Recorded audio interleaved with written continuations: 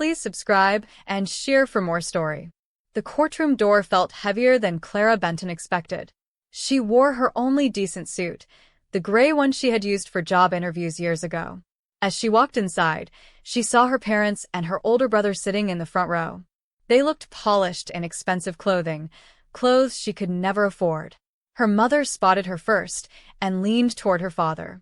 Clara watched her mother whisper, and then saw her father roll his eyes as if Clara were an inconvenience. Their lawyer, Mr. Caldwell, shuffled his papers confidently, the confidence of someone earning $500 an hour. Clara set her briefcase on the defense table. Inside were 3 carefully organized folders, documents her family had no idea existed. The judge had not yet entered.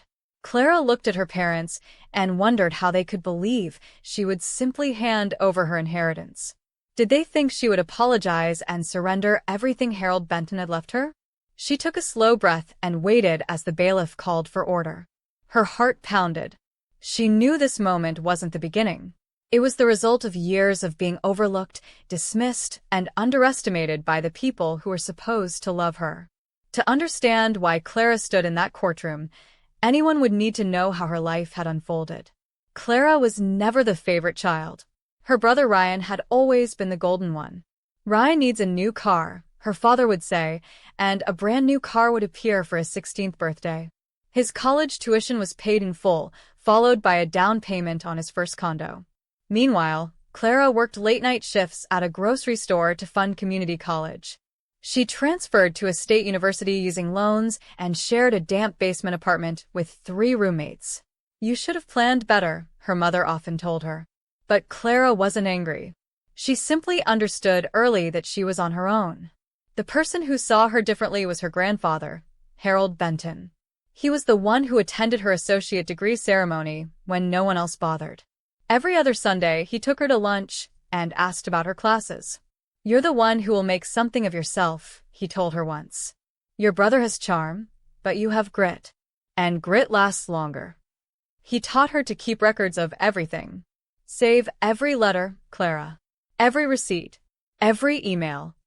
When Harold passed away, the family gathered to hear the reading of his will. Ryan received the family house. Elaine and Victor received investment accounts. Clara watched quietly, expecting nothing more than a sentimental keepsake. Then the lawyer mentioned the education fund, something Harold had established 20 years earlier. "This fund," he said, "was set aside for Clara alone." What sounded like a modest gift became something far greater. The investments had compounded over 2 decades. Clara's share now totaled $1.2 million, more than the house and accounts combined. Her mother's face drained of color. Her father sat frozen. Ryan's mouth hung slightly open as if he couldn't quite process that Clara, the daughter they overlooked, had received the largest inheritance. For a moment, the room was silent. Then her mother forced a thin smile and said, "Well, that's wonderful, sweetheart." But something cold settled behind her eyes. Clara felt the shift immediately. It was the moment everything changed. The next 2 weeks were strangely quiet. Then her mother called and said, "We need to talk as a family. Come over Saturday." Clara agreed, sensing trouble but not expecting what came next. When Clara arrived at her parents' home that Saturday, the house felt unusually tense. Her parents were seated at the dining room table with Ryan and a man Clara didn't recognize, a gray-suited attorney with a stiff smile. "This is Mr. Caldwell," Elaine said softly. "Our attorney." Clara sat down cautiously. The air felt thick. Mr. Caldwell slid a legal document across the table toward her. "We've drafted a family harmony agreement," he explained, "to ensure fairness and responsible management." Clara skimmed the first page. It proposed that she transfer her entire $1.2 million into a family-managed account. In return, she would receive a monthly allowance of $2,000 of her own money. "You've never been good with finances, Clara," her mother said in a syrupy tone. "We want to protect you from making impulsive mistakes." Ryan leaned forward. "Don't be selfish. This is about preserving Grandpa's legacy for all of us." Clara looked from the document to their lawyer. "And if I refuse?" she asked. Victor's expression turned cold. Then we pursue this the hard way. Mr. Caldwell cleared his throat. We can petition the court to appoint a conservator over your assets. It would be embarrassing for you. Clara stood slowly. I've decided, she said. No, then she walked out. 72 hours later, a process server knocked on Clara's apartment door. She opened the envelope with shaking hands. Inside was a 14-page petition. Her family was asking the court to declare her financially incompetent and appoint her mother as conservator for her protection. The allegations were shocking: reckless spending, poor judgment, inability to manage money. None of it true. But the petition was notarized and officially filed. The court date was 3 weeks away. That same afternoon, Clara's boss called her into the office. We ran a routine background check update, she said gently. This petition appeared in public records. Is there something we should know? Clara tried to explain. It's a family dispute. It isn't true. But her boss looked uneasy. We have to place you on temporary administrative leave until it's resolved. Clara left the building in a daze. That night, her closest friend suggested, why not just give them half? You'll still have $600,000. It's not worth this stress. Clara considered it, until she remembered something. She pulled out the binder Harold had given her years ago. Turning to page 12, her breath caught. Section 7, subsection D. Any beneficiary who attempts to take another's share forfeits their own. Her grandfather had anticipated everything. In the margin beside the forfeiture clause, Harold's familiar handwriting appeared. Keep this safe, kiddo. Trust but verify. Clara felt tears well in her eyes.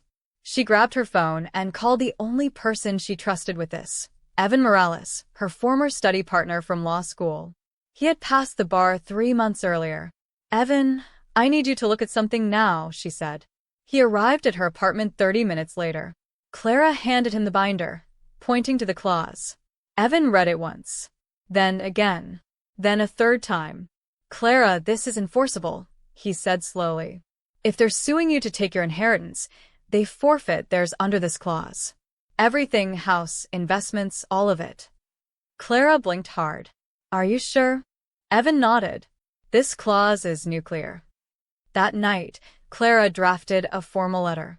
She printed copies, highlighted Section 7, subsection D, and wrote a short message. Withdraw your petition within 48 hours, or the forfeiture clause will be enforced. At 6 a.m., she mailed the letters by certified mail. The line at the post office was long, but she waited, her hands shaking with adrenaline. She hoped some tiny part of her hoped they would back down. But they did not. Instead of withdrawing, Clara's family escalated the attack. Mr. Caldwell filed an amended petition claiming Harold had been mentally unsound when he created the trust. They accused Clara of manipulating an elderly man, her own grandfather. The petition included an affidavit from a doctor who had seen Harold once, years earlier, for a routine checkup. The affidavit claimed Harold showed signs of confusion. Clara knew it was a lie, but it was notarized and submitted as evidence. Days later, Ryan posted a photo on social media, a smiling picture of Harold from Christmas 10 years ago.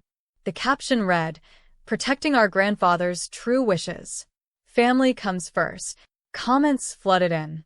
Money changes people. She always seems strange. Praying for your family. Clara's phone buzzed nonstop. Then HR called again. We're extending your leave, they said. Indefinitely.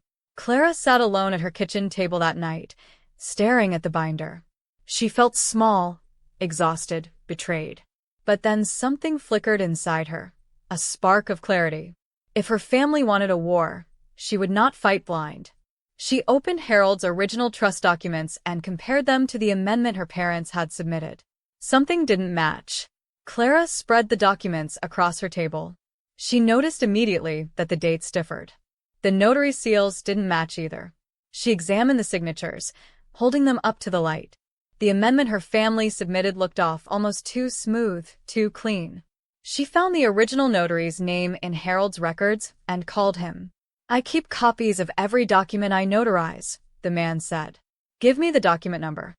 Clara read it to him. 1 hour later, he called back. Miss Benton, I never notarized that. that's not my seal. Clara felt her knees weaken. The next morning, she hired a forensic document examiner, paying $300 she didn't really have. 4 days later, the report arrived. The signature on the amendment was digitally traced. The ink pattern didn't match. The paper stock had been manufactured years after the supposed signing date. It was a forgery. Clara sat in her apartment holding the report. Her hands shook, not with fear this time, but with understanding. Her family hadn't simply tried to take her inheritance. They had committed fraud. And suddenly Clara needed to know why. She opened her laptop and began searching public records. Clara learned quickly that public information could reveal more than people realized. She started with Ryan's startup, the business her parents had proudly supported. On the state business registry, she found it dissolved 6 months ago. Next, she found unpaid vendor lawsuits, one with a $340,000 judgment. Her brother had gone bankrupt but had hidden it.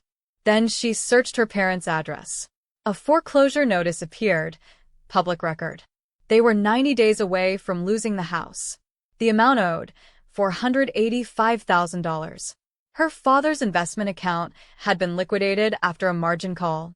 Her mother's online activity revealed she had been reading posts about debt consolidation and financial crisis management for seniors. Clara leaned back in her chair as the reality settled over her. They weren't evil. They were drowning, and they believed pulling her down would save them. But Harold had known. Somehow he had predicted this moment. Clara closed her laptop. She knew exactly what she needed to do, not just to defend herself, but to end this conflict permanently. She drafted a counter-petition alleging fraud, breach of fiduciary duty, and requesting enforcement of the forfeiture clause. Then she filed a motion to freeze all trust distributions.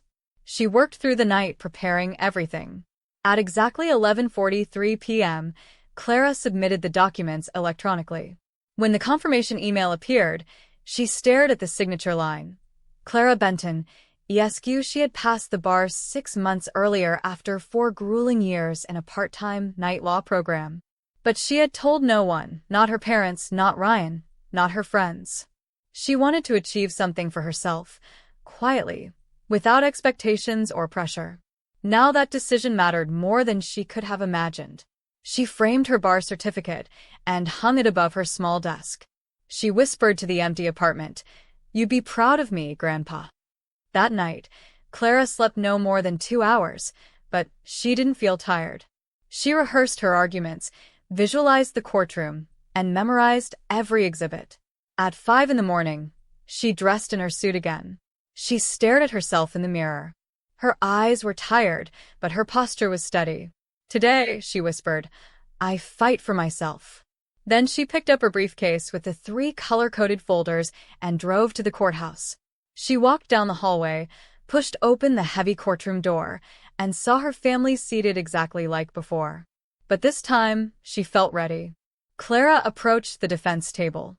Her mother whispered something to her father again. Her father shook his head slowly, but the familiar eye roll didn't land the same way. Clara opened her briefcase and set out her folders. The room buzzed with quiet tension. The bailiff called out, "All rise." The judge entered, a woman in her late 60s with sharp, observant eyes. The courtroom fell silent as she took her seat. She reviewed the paperwork briefly, then said, "This is a petition for conservatorship filed by Elaine and Victor Benton against their daughter. I also see a counter-petition filed by Ms. Benton." She looked directly at Clara. "Ms. Benton, are you represented by counsel, or are you appearing on your own behalf?" Clara stood. "Your Honor," she said, her voice steady, "I am counsel of record. I was admitted to the bar in January." The room froze. Mr. Caldwell's face drained of color. Elaine's mouth opened in shock. Ryan's smirk vanished completely. The judge nodded. "Very well, counselor. Proceed." Clara breathed in, then opened the first folder. "Your Honor, I'd like to present 3 exhibits today." Her voice didn't shake. Not once. Clara handed the first exhibit to the clerk, a copy of Section 7, subsection D, The forfeiture clause. The judge read it carefully. This clause states that any beneficiary who attempts to deprive another beneficiary of their designated share loses their own, Clara explained. The judge looked at Mr. Caldwell. Counselor, were you aware of this provision? Mr. Caldwell adjusted his tie nervously. Your Honor, our focus was on our client's concerns about. Were you aware? The judge repeated. Caldwell swallowed. We were recently made aware, yes. Clara opened her second folder. Exhibit 2. The trust amendment submitted by the petitioners. She placed it on the overhead projector. Then she opened the third folder. Exhibit 3. A notarized affidavit from the original notary and a forensic document analysis report. She passed copies to the court. Your Honor, the amendment submitted by the petitioners is a forgery. The signature is traced. The notary stamp is fraudulent. And the paper was manufactured after the supposed signing date. Silence fell. The judge examined the documents slowly. When she looked up, her expression was stern. Mr. Caldwell, do your clients have an explanation? Clara watched her parents closely, but they said nothing. The judge leaned forward. Let me ask again. Do the petitioners have an explanation for submitting fraudulent documents to this court? Ryan swallowed but stayed silent. Elaine looked at Victor, who looked at the floor. Mr. Caldwell rose hesitantly. Your Honor, we would like to request a continuance. Denied, the judge said sharply. I will not reward fraudulent filings. She tapped the reports with one finger. This is serious misconduct.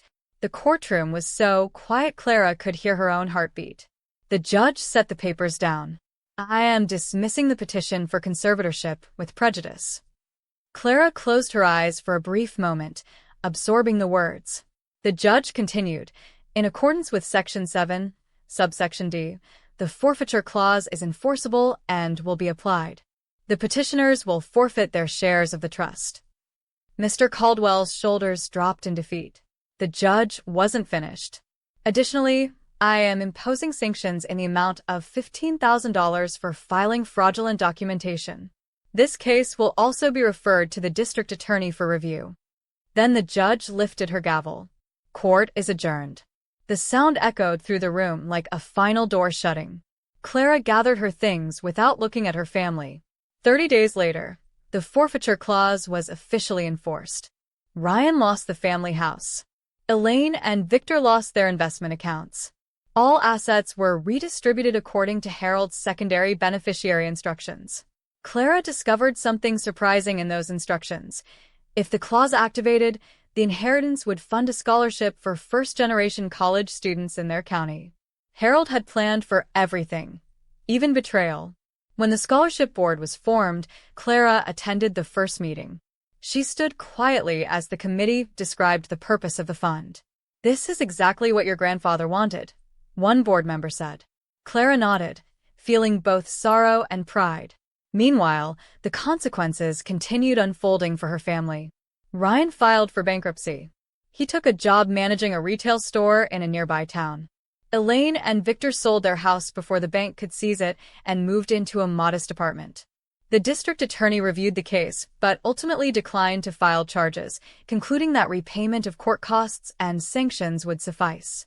Caldwell's law firm quietly dropped her parents as clients. Clara watched all of this happen from a distance. She didn't celebrate, but she didn't interfere either. She needed peace more than reconciliation. Clara received her share of the trust, now reduced after the scholarship allocation, but still substantial. She took $400,000 and officially established the Harold Benton Scholarship Fund. At the first ceremony, 5 students were awarded help for college, students who worked night shifts just as Clara once did. After the ceremony, one of them hugged her tightly. Thank you, the girl whispered. You don't know what this means. Clara smiled. I do, she said softly. With the remaining inheritance, Clara paid off her student loans and bought a small, quiet condo. She framed Harold's photograph and placed it on her desk. Every morning, she glanced at it before starting her day. She also opened a solo law practice focused on estate disputes, helping families avoid the destruction she had lived through. No one should go through what I did, she told her first client. As Clara built her new life, she set boundaries. She informed her parents that all future communication had to be written. No holiday gatherings. No surprise visits. She wasn't cruel, just careful. She had learned the hard way that love without respect becomes control. And she would never allow that again.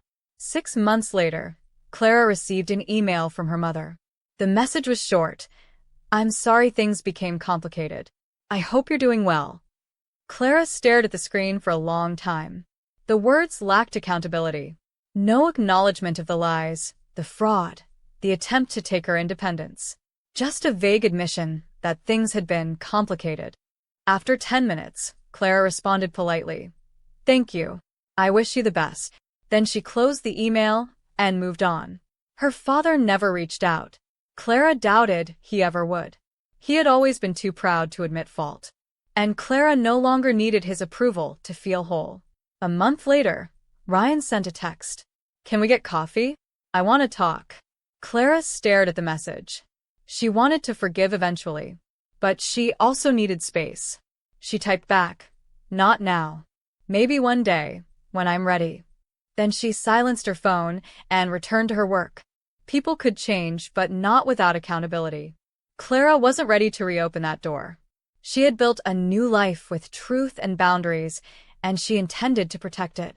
Clara continued growing her practice. She specialized in cases involving trust disputes, forged documents, coerced signatures, issues that had almost destroyed her. Families walked into her office, whispering their stories with fear and confusion. She listened patiently, offering clarity instead of judgment. One afternoon, an elderly woman trembling with worry said, "My children are trying to take my house, dear. They say I'm too old to handle things myself." Clara placed a reassuring hand over the woman's. "You're not alone," she said. "And you're stronger than you think." Each case she won felt like healing, not only for her clients but for herself. Every time she drafted a document or stood in a courtroom, she remembered Harold's words, "Grit lasts longer." And he had been right. Her office slowly filled with thank you cards, potted plants from grateful clients, and photos from the scholarship recipients. Clara felt something she hadn't felt in years: purpose. Not approval, not validation. Purpose. And every night before shutting off the office lights, she glanced at Harold's framed photo. "Still keeping receipts, Grandpa," she whispered with a smile. One quiet Saturday morning, Clara visited Harold's grave with a small bouquet of white lilies. She sat on the grass beside the headstone and spoke softly. "I wish you were here to see everything," she said. "You prepared me for more than you realize." She told him about the scholarship fund, the ceremony, the students. She described her law practice, the clients she was helping, and the peace she was finally beginning to feel. A warm breeze rustled the leaves, and she closed her eyes. "I miss you," she whispered. "But I'm okay now. Really." When she stood to leave, she felt lighter, as if a weight she'd carried for years had loosened. She looked at the headstone one last time. "Thank you," she said. Then she walked away with steady steps. Her life wasn't perfect, but it was honest. It was hers. And for the first time in a long time, she truly felt earned freedom. Later that year, Clara was invited to speak at a local college about financial awareness and estate planning. She hesitated at first. Public speaking wasn't her favorite thing, but eventually agreed. Standing at the podium, looking out at the crowd of students, she took a deep breath. "I'm here today," she began, "because families can be complicated. Money can make them even more complicated." The students leaned in. Clara told her story carefully, without names, without details that would reveal her identity. She focused on lessons instead. Understanding contracts, knowing your rights, keeping records. "Protect yourself," she said, "even when the threat comes from people you love." After the talk, a student approached her with tears in her eyes. "My family doesn't believe in me either," the girl said. "But your story, it gave me hope." Clara smiled gently. "Don't give up," she said. "Grit lasts longer than charm." The girl laughed softly, wiping her tears. Clara walked back to her car feeling full, not proud, not triumphant, just full. She was helping people the way Harold had helped her, and that mattered more than anything she had lost. One evening, Clara sat on her balcony watching the city lights. She sipped tea and reflected on the past year. The betrayals, the court case, the losses, they had shaped her but no longer defined her. A part of her still wondered about her family. Were her parents doing better? Had Ryan learned anything? She didn't know, and she didn't chase the answer. Healing didn't mean returning to the people who hurt you. It meant choosing yourself with peace instead of bitterness. Her phone buzzed with a message from a client. "We won. Thank you." Clara smiled. She set her phone aside and wrapped a blanket around herself. The night air was cool. She whispered into the quiet, "I'm okay." And she meant it. She didn't need approval or apologies. Her life finally felt like her own. What surprised Clara most was how quickly life could shift once she let go of old expectations. Opportunities appeared, speaking invitations, referrals, collaboration requests. She hired a paralegal and an assistant. She expanded into a slightly larger office with warm lighting and comfortable chairs. Clients often said, "Your office feels safe." And that mattered to her more than any fancy certificate. One day, her assistant knocked on her door. "Someone's here to see you." "No appointment." Clara hesitated. "Who is it?" "A man," the assistant said. "He says his name is Ryan." Clara froze. She hadn't seen her brother in over a year. For a moment, she considered sending him away. But something inside her softened. Not forgiveness, but readiness. "Send him in," Clara said quietly. Ryan stepped into the office, looking smaller than she remembered. Tired. Older. He held his hat in both hands. "Clara," he said, "I just wanted to say, I'm sorry." She didn't reply immediately. She simply waited, allowing the truth to settle between them. Ryan lowered his eyes. "I messed up. We messed up. I was desperate and stupid, and I didn't realize how badly we were hurting you." Clara listened silently. Ryan continued, "Losing everything, it made me see things differently. I didn't come to ask for money. I just wanted to apologize." His voice trembled. Clara finally spoke. "I appreciate you saying that." Ryan nodded. "I know it doesn't fix anything." Clara leaned back in her chair. No. "It doesn't fix everything, but it matters." Ryan swallowed. "I hope someday we can be family again." Clara considered his words. She thought of Harold, of boundaries, of respect, of grit. "Maybe," she said softly. "One day. But healing takes time." Ryan nodded in understanding. He left without asking for anything more. Clara watched him walk away through the office window. She didn't feel anger. She didn't feel relief. She simply felt steady. Those who hurt her were finally learning something she had learned long ago. Respect is earned, not demanded. Months passed. Clara's life grew busier, but also brighter. Her scholarship program expanded. 10 students received awards that year. She met each one personally, learning their stories, watching the spark in their eyes when they realized someone believed in them. In her spare time, Clara began writing about estate law in clear, simple language, hoping to help ordinary families avoid manipulation and conflict. Her articles were shared widely. A publishing company contacted her about writing a book. Clara hesitated at first, unsure whether she wanted to open old wounds again, even in writing. But then she remembered Harold's faith in her.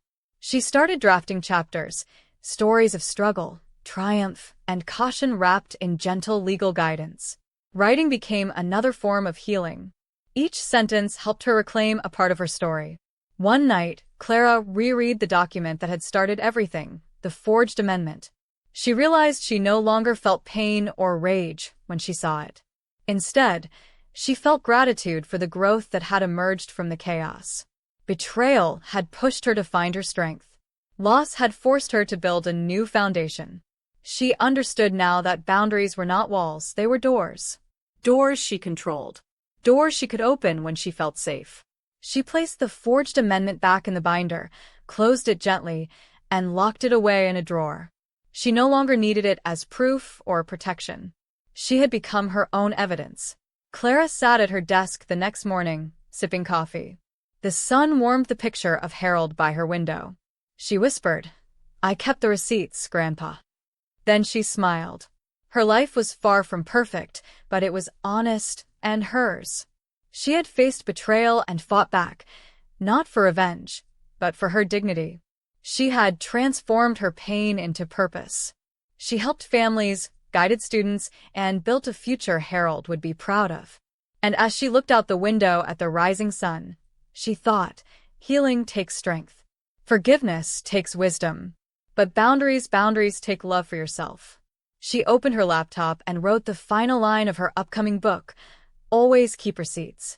Then she leaned back and breathed with peace. Her story wasn't over. It was just beginning. Thanks for watching.